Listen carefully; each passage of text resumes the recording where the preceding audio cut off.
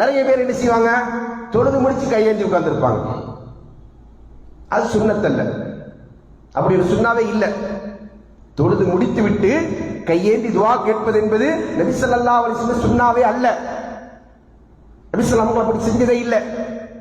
ஒரு காலத்திலும் நபி என்ன சில ஃபர்லான தொழுகையை நிறைவேற்றி விட்டு அதற்கு பிறகு கையேந்தி கொண்டு துவா கேட்கிற ஒரு வழக்கம் அல்லாஹ்வின் வாழ்க்கையை நீங்கள் பார்க்கவே முடியாது.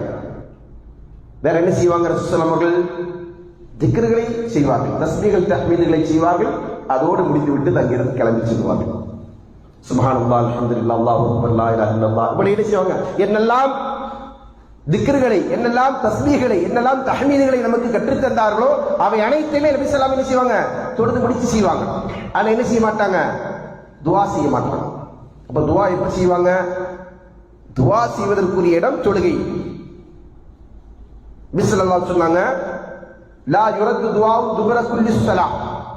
ஒவ்வொரு தொழுகையின் இறுதியில் கேட்கப்படுகிற துஆ மறுக்கப்படுவதில்லை.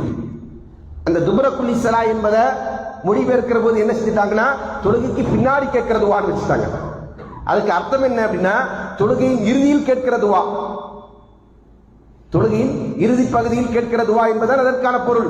ஆனா என்ன செஞ்சிட்டாங்க, மக்கள் அதை மொழிபெயர்க்கும் போது எப்படி மொழிபெயர்த்துட்டாங்க, தொழுகைக்கு பின்னாடி கேட்கிற துஆ மறுக்கப்படுகிறது இல்லை என்று சொல்றாங்க.